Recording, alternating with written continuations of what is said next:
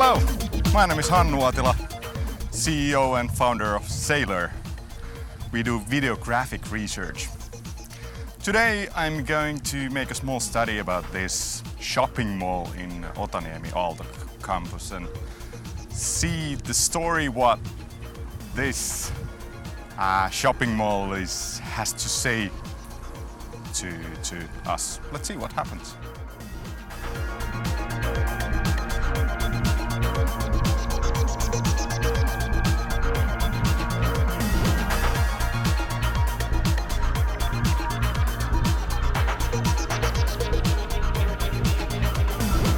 This is Hannu's visual life.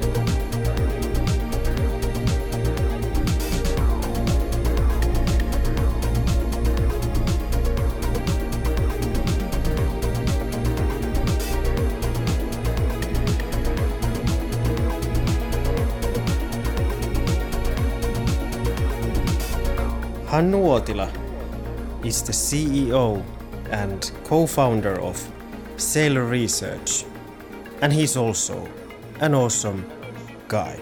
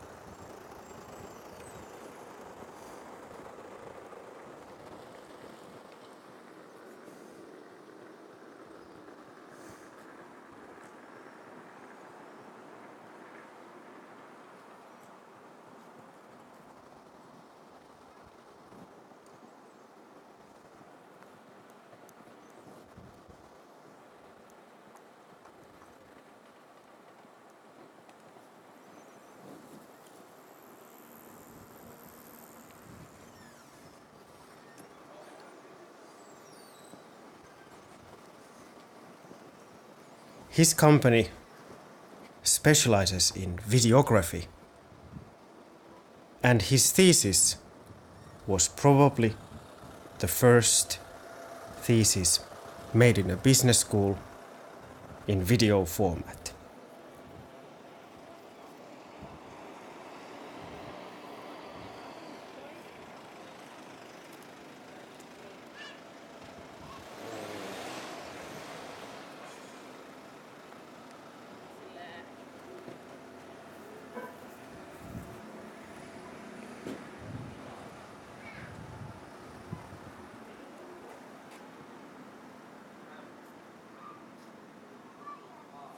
Video has potential to create compelling stories, but it is only as valuable as its impact. For Hannu, videography evokes emotions, and thus research goes beyond increasing our understanding by creating actionable insights.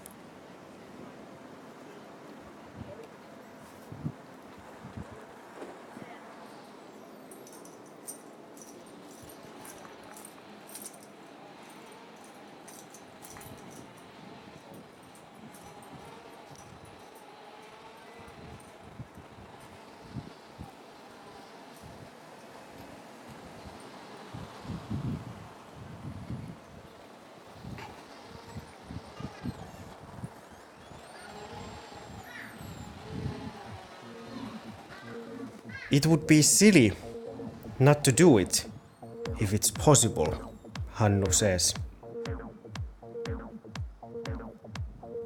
And I have to agree.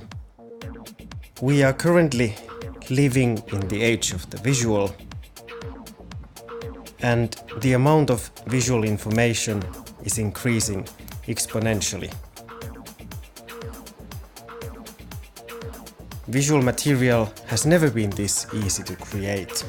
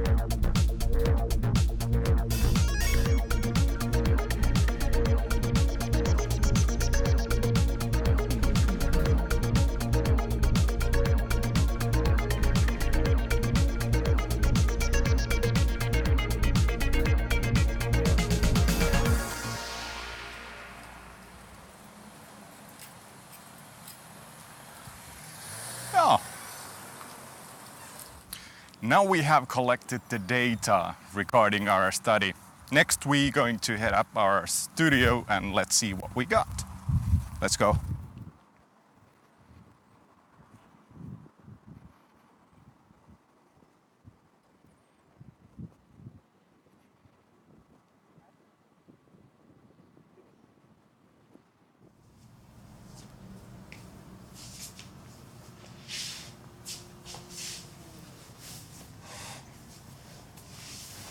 Well, how was it, Hannu? It was good. It was interesting. Every place and every human being has its own story to tell. So it's always interesting. You mentioned the word story. What does it? Why should we care about stories? I believe, from my perspective, that our world is based on stories. Everything, every place, every human being has its own story. And we understand the world through the stories. And from research perspective, it's important us to understand the stories, but also tell the most relevant from perspective of research problem what the story is, what the place here tells us. What is the story of that from that perspective? Yeah, and that's something actually I find really, really interesting. So how do you as a researcher become sensitive to places and other people so that you can actually tell these stories? That's a really good question. I would say that the most important thing to what comes to be a researcher is that you need to be empathic and open for phenomena, open for places, open for stories, and be really sensitive, picking up those most important things from perspective what we want to understand. Yeah, yeah. And how is it actually like? Because we often have this when we talk about stories, we have this understanding of, or we think of fairy tales and kind of fixed stories. But in this context, like stories are never kind of ready-made, or like they are never fixed. So you always have the possibility of going back as you proceed, right? Of course. I would say that making research in general, it's creative process. What comes to the combination of video production and research, or it's always creative process. Yeah. And I also believe that researcher, as it is, has a great role to making the research. You cannot put yourself aside from what you're making research of. Yeah, that's a really good point actually. That kind of understanding your place, and I think like when we discussed this previously, you mentioned how was it? Transparent ethnographic research takes its side explicitly. Exactly, because I believe that there is no one reality that we can make research of. There is no one reality, but there are multiple realities, so many realities that are basically people who interpret their own realities. So each and every people make their own reality, or viewer make their own reality to make sense of the world. Yeah, yeah. But then, yeah, kind of building on that, when we talk about stories and making sense of the world, why do we do research? Like more specifically, for your company, what do you want to achieve? Good question. I think the most important thing when making research is the research is as valuable as impact it creates. There's no sense at all making research that doesn't bring anything extra, or we need to carefully inspect and make sense what we are doing. So why we combine video production and research is that it creates huge value, it creates huge impact to the viewer. And it's really interesting to see the change what comes afterwards when we've shown what we've done and so on. So I believe it's all about the impact. It's all about what comes after the understanding, what comes after we have experienced the video, we have experienced the research and its results. Yeah, and impact, like I said, like in like couple of different layers or levels, like individuals, communities, company level, client level. Exactly, exactly. There's always kind of multiple layers, I would say. And we also believe that it's all about emotions as well.